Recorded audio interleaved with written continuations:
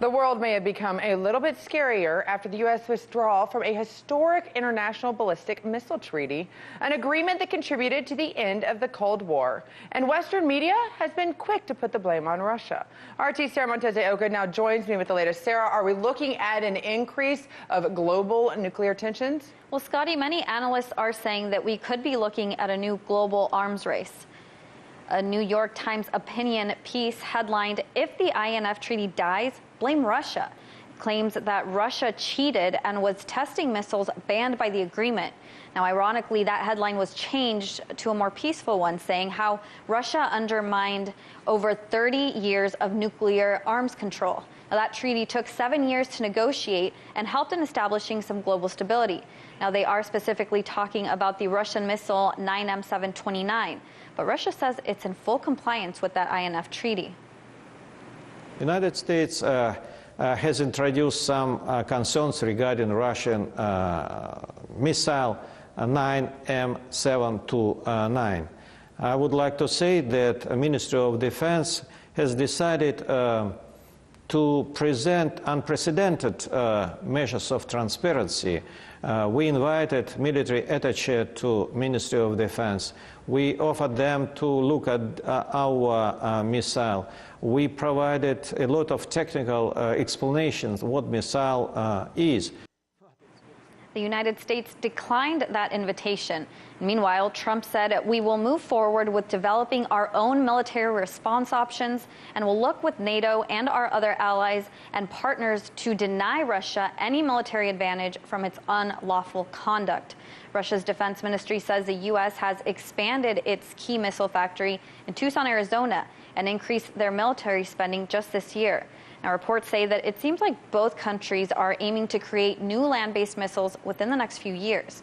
But just last year, Russia revealed some of its newer missiles. Now, this includes hypersonic weapons, but all have been in compliance with that INF treaty. Perhaps some global powers are forgetting that the purpose of the 1987 deal was to provide security for Europe. INF treaty is dealing with the security of European countries and the Russian Federation. INF is not dealing with the security of the United States. And it's a great question why United States has decided to withdraw from this treaty.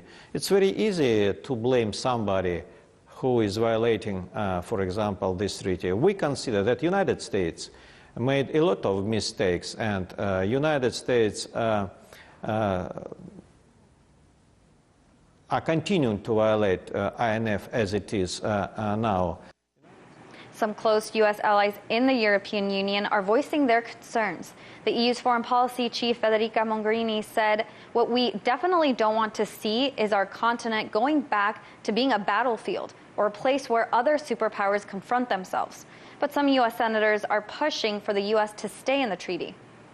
There was a bill put forward into the U.S. Congress recently by 10 senators calling on the U.S. to stick by the treaty, which is great.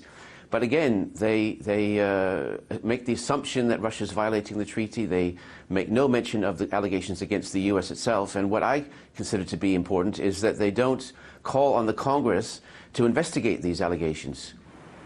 Scotty, these types of treaties really helped make the world a safer place, especially at a time when nuclear war seemed like a day-to-day risk wherever a world conflict came up.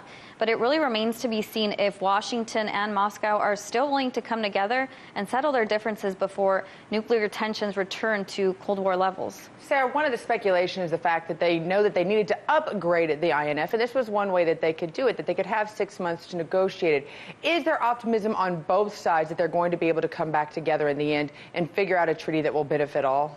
Well, Russia is looking to possibly try and have some dialogue with the United States. Trump wants to include China in this new treaty. So there's hope that maybe if they continue dialogue, they can go back and forth and have a meeting and really talk about what they want to renew with this treaty. There would be a lot on that agenda, I'm sure. Thanks for joining us, Sara.